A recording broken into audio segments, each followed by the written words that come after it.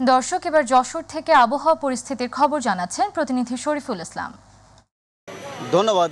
আপনি জানেন যে খুলনা বিভাগের যশোর এবং চুয়াডাঙ্গার উপর দিয়ে তাপদাহে প্রচণ্ড গরম এবং রৌদ্রের কারণে ব্যাপক ক্ষতিগ্রস্ত হচ্ছে সাধারণ কৃষক এবং শ্রমজীবী মানুষগুলো। আমি আপনার মাধ্যমে যশোরে দেখাতে চাই যশোরের একটি উল্লেখযোগ্য চিত্রা মোড় এবং দলাটানা একটু আলোচিত এলাকার মোড়ে, যেখানে জনগণ শূন্যতা অবস্থায় আছে এবং বেশিরভাগই সাধারণ মানুষ ঘর থেকে প্রয়োজনীয় তাগিদে বের হচ্ছে এবং যারা বের হচ্ছে তারা প্রত্যেকে কিন্তু ছাতা এবং ক্যাপ মাথায় দিয়ে বের হচ্ছে এবং প্রয়োজনীয় কাজ শেষ করে তারা পুনরায় বাসায় ফিরে যাচ্ছে।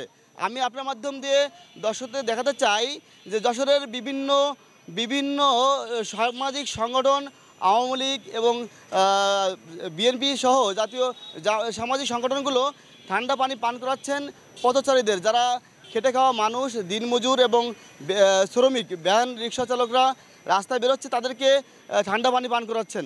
আমি আপনার মাধ্যম দিয়ে দর্শকদের জানাতে চাই যশোরের এই এখন পর্যন্ত অত্যন্ত গরম এবং বিদ্যমান রয়েছেন, যারা হলো সবথেকে বেশি ক্ষতিগ্রস্ত হচ্ছেন বয়স্ক এবং শিশুরা।